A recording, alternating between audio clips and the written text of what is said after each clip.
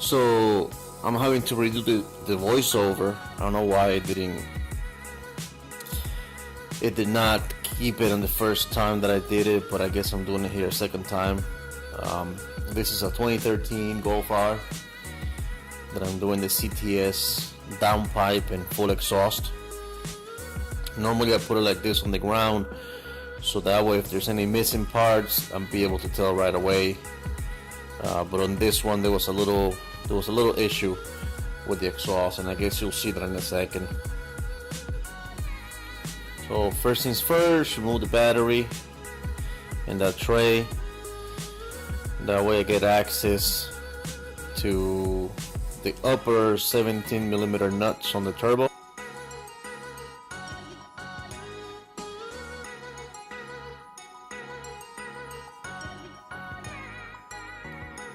So once those are out, I normally use an extension and a 3/8 drive ratchet.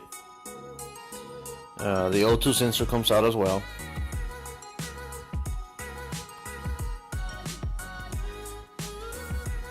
And then you go from the bottom. I spray the clamps and the nuts. Sometimes they get a little rusty, a little hard to come out. And then there's a few 13mm bolts that hold the whole thing up. And these brackets right here, you're gonna use those with the new exhaust. So the shield has to come out.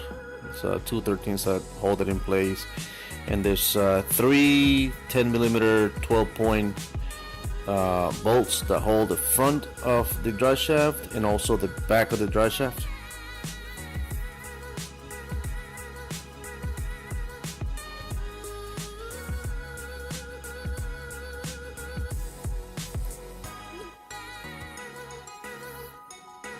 So I normally try to mark the drive shaft so I could put it back in the same orientation.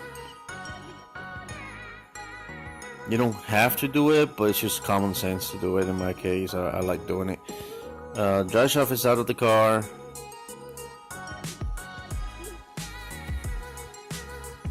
Once again, there's where I marked it.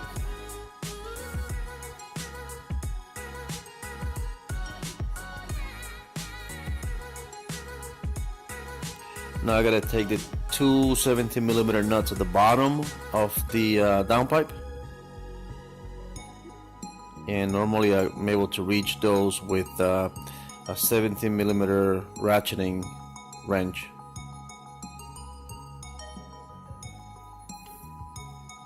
Gasket is taken off, the old one.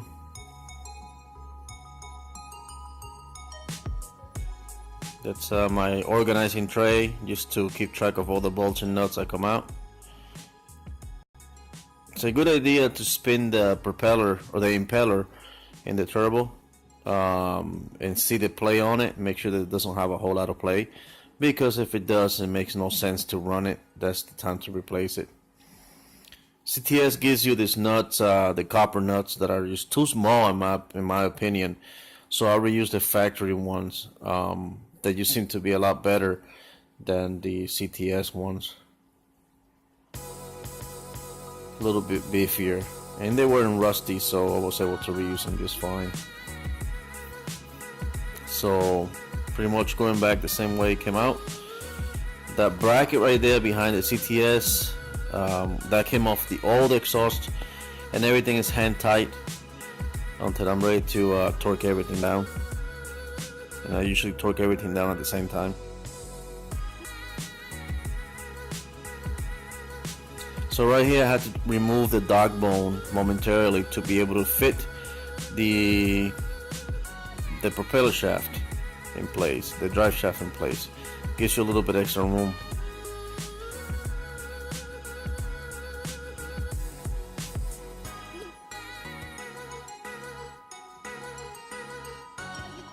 Now here you're gonna see the problem that I run into. The cat goes to that pipe, but that pipe, there's no way to fit it onto the back end, the cat back. So a decision was made, put it together the way it was and take it to the muffler shop. But you'll see right now what I'm talking about.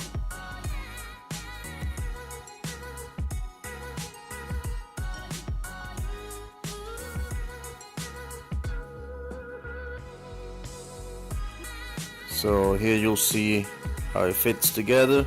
It's O2 sensor with the spacer provided. Now right here you see that gap. It's about a 6-inch gap. It looks like they sent a piece that was just too short for the application. I'm not sure why. I mean, I guess it was just a one-off thing, because otherwise you would probably hear more about it online. So I'm thinking that it was just like an honest mistake on their part. Anyway, so now I'm doing the 2 nuts on the top. O2 sensor goes back in.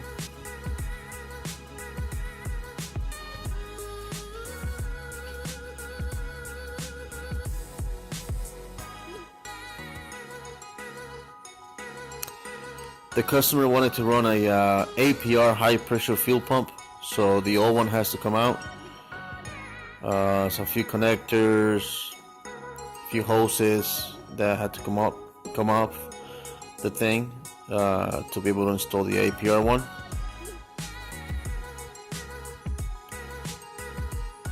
It's a tight spot, but with the right tools you're able to do it.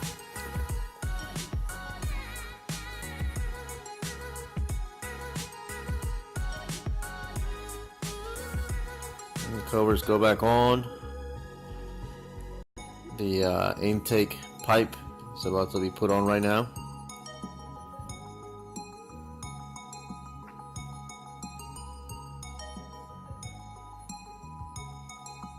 And right here I crank up the car.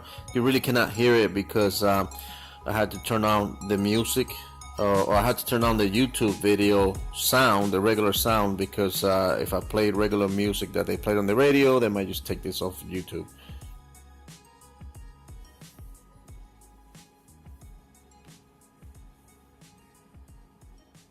But it was pretty loud actually.